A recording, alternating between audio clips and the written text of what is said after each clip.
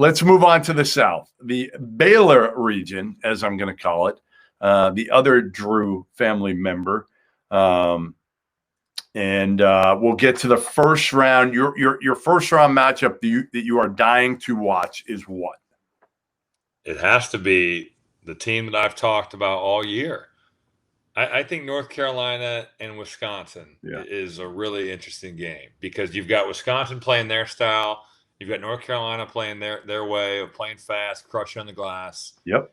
And, two teams that had high expectations, and it didn't maybe go the way that either team hoped. I just think, to me, that's the most intriguing first-round game. I like Arkansas Colgate. I just think you get a team, an SEC team that has athletes, that likes to run. Colgate likes to play fast too, and they can really, really shoot the ball. They got really good guards, and Matt Langell's done an unbelievable job the last 3 years in the Patriot League, dominating it, absolutely dominating it. I just feel like, honestly, it's one of those. I don't know if it's a game that Colgate's going to win, but I think it's a game they're going to play with Arkansas. And maybe Arkansas, takes them a little bit lightly because they look at them and they're like, it's like, guys when they looked at you when you got on the court, Rob, when you were a freshman at Purdue.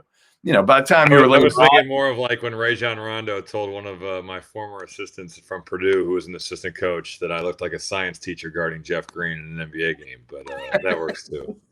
Probably similar to what Arkansas is going to think of with Colgate. But, to me, again, I just, what you need guys that can make shots, right? Like the only way you're winning an upset like this is you better have guys that can make shots, and Jordan Burns can really, really make shots. And it's not just him.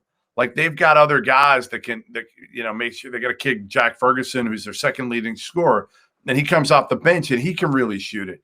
And they're older. They've been there. They've done it. A lot of them. It's kind of a culture now there. And again, they were.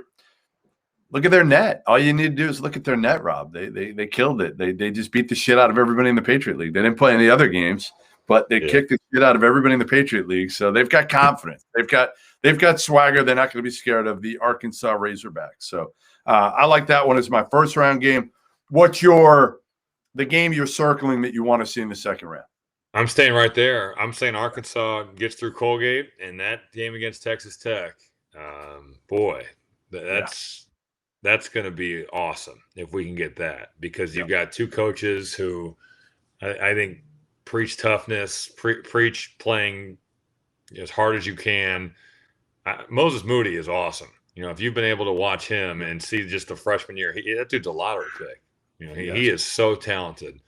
And then Texas Tech, even though maybe their personnel doesn't blow you away, and Mac McClung, I think, has fit in and kind of found his maybe role and niche, and at times it's been a little up and down for him. But Chris Beard I think I'd take him over almost anybody in this field when you're looking at guys that just find ways to win in this situation. To get deep in the tournament, even as a 6 seed. I really like Terrence Shannon. I just like the fact that he does a little bit of everything for them.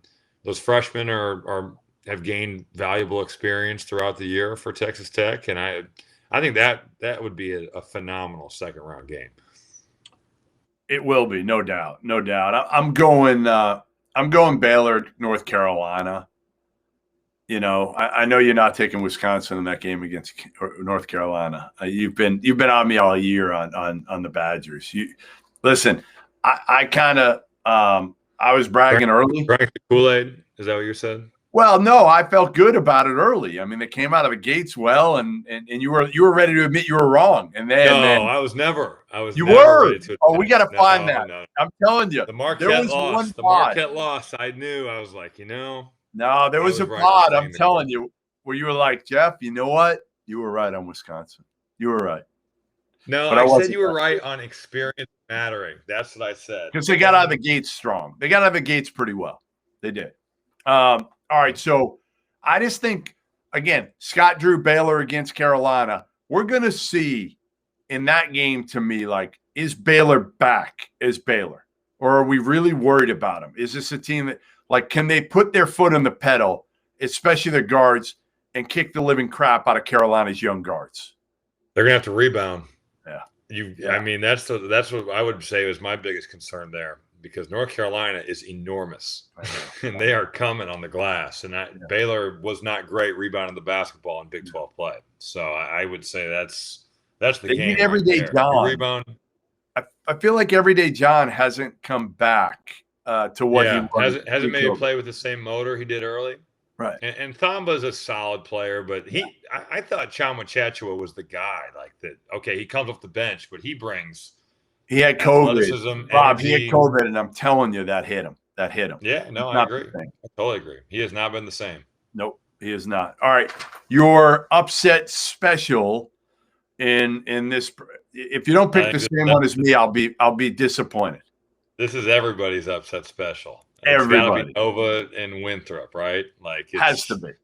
It's like the trendiest pick of the trendy. Like everybody is going to pick Winthrop to beat Villanova. And you look at their record. Winthrop's 23-1. They've got a bunch of dudes that play a bunch of minutes. They're balanced. They've got some guys that can play at that high major level. And I think when you've got that, and you've got coaches who can keep that together and keep those dudes at a mid-major like Winthrop, that's a dangerous group that Pat Kelsey has got down there. Nova, certainly with Gillespie hurting his knee, it's a tough deal. But we were talking about this before we got on here. They don't have a point guard. They do not. And you're going up against a team that's really, really pretty good. So I think Winthrop is going to be the trendiest of the trendy upset picks here. I mean, just think about the fact of Ryan Arcidiacono. His brother, Chris Arcidiacono, is a sophomore, and he played. I'm trying to get it right now. How many minutes he played before pressed into action? I mean, he's played 96 minutes total. Okay, this season he's played 96. He's played 59 in the last 2 games. So I don't know how your math is. I think that's like 30, 59, 37 how many minutes. Games? 2 games? 2 games, 59 minutes. He's played 30 times 2 would be 60. So 37 and a half would be 29 and a half minutes a game would be the magic number for the Arizona grad. Hey, all I know is I could have gotten into Purdue also. That's all I know. I don't know. We'll never know. Winthrop over Villanova. We agree. Without a point guard, you're dead. That's what I say. Without a point guard, you're dead. And no offense to Ryan Arcidiacono and his brother, but he's just not ready for this. He's not ready for this. And Winthrop's got a kid named Chandler Vaudrin. Okay. He's 6'7". It's funny. If he had gone up against Gillespie, it would have been 2 point guards who like to back each other down. Like that's what Gillespie likes to do. Vaudrin does that too. And then he's terrific at passing out of the post. He'll I guarantee he'll post up Arcidiacono in this game. And like you said, they play like 11 dudes. To guys that shots and just spray it to guys who are posted up. I'm with you. And they have DJ Burns, a Tennessee transfer, to match up against Jeremiah Robinson Earl. So they've got high major size. So to me, yeah, this one is going to be the hippest pick of all the first round upsets, in my opinion. All right, top players in this region are who? It's loaded. I mean, it's loaded with guys. Jared Butler, E.J. Liddell, Moses Moody, Trevion Williams. I mean, Davion Mitchell is awesome at Baylor.